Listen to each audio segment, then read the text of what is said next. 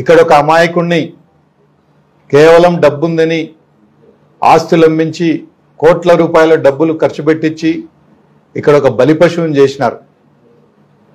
అతను గెలవలేడన్న విషయం అందరికీ తెలిసినా, అన్ని సర్వేలు చెప్పినా కూడా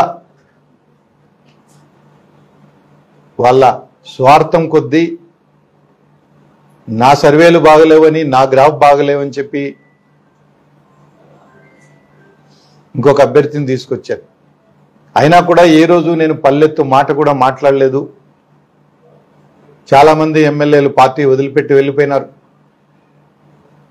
పక్క పార్టీల్లో నుండి కూడా గెలవగలిగినారు. పార్టీకి వ్యతిరేకంగా పనిచేసినారు. 7 నెలల్లో ఏ రోజు కూడా నేను పార్టీని కానీ పార్టీ అధిష్టానాన్ని కానీ పల్లెత్తు మాట కూడా అనలేదు. దాదాపుగా 90% క్యాడర్ రాష్ట్రంలో ఎక్కడా లేని విధంగా ప్రజాప్రతినిధులందరూ కూడా రాజీనామాలు చేసినా కూడా వాళ్ళ మనోభావాలు కూడా కనీసం పట్టించుకోకుండా ఏకపక్షంగా ఇక్కడ అభ్యర్థిని నిర్ణయించినారు. అయినప్పటికీ కూడా ఏ రోజు నేను కంప్లైంట్ చేయలేదు, ఏ రోజు నేను ఫ్లెక్సీలు కాల్చలేదు, ఏ రోజు ఇంకోటి చేయలేదు.